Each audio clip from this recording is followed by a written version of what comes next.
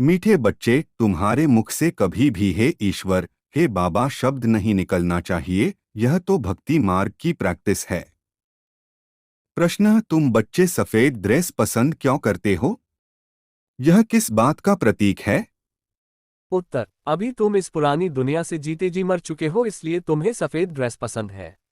ये सफेद ड्रेस मौत को सिद्ध करता है।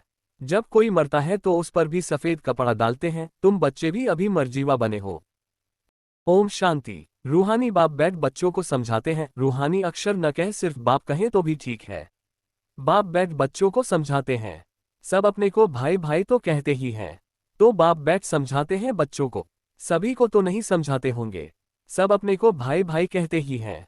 गीता में लिखा हुआ है भगवानुवाच। अब भगवानुवाच किसके प्रति? भगवान के हैं सब बच्चे। वह बाप है तो भगवान के बच्चे सब ब्रदर्स हैं।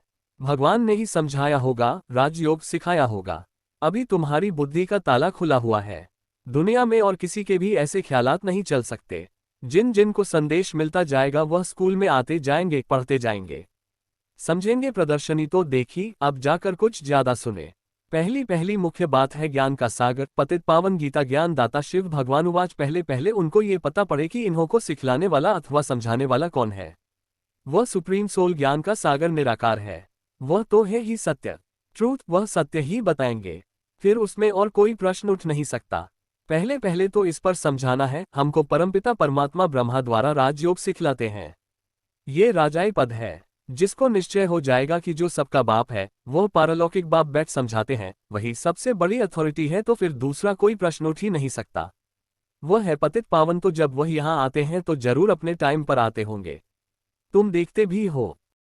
धारणा के लिए मुख्य सार। 1. भाई भाई की दृष्टि का अभ्यास करते हुए लौकिक बंधनों से तोड़ निभाना है। बड़ी युक्ति से चलना है। विकारी दृष्टि बिल्कुल नहीं जानी चाहिए। कयामत के समय संपूर्ण पावन बनना है। बाप से पूरा वर्षा लेने के लिए अच्छी रीति पढ़ाई करनी है और पतित पावन बाप से योग लगाकर पावन बनना है। वरदान, अपनी संपूर्णता के आधार पर समय को समीप लाने वाले मास्टर रचिता भव। समय आपकी रचना है, आप मास्टर रचिता हो। रचिता रचना के आधार पर नहीं होते, रचिता रचना को अधीन करते हैं। इसलिए यह कभी नहीं सोचो कि समय आप ही संपूर्ण बना देगा। आपको संपूर्ण बन समय को समीप लाना है।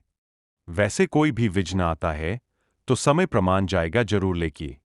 स्लोगन, कर्म और योग का बैलेंस रखने वाले ही सच्चे कर्मयोगी है।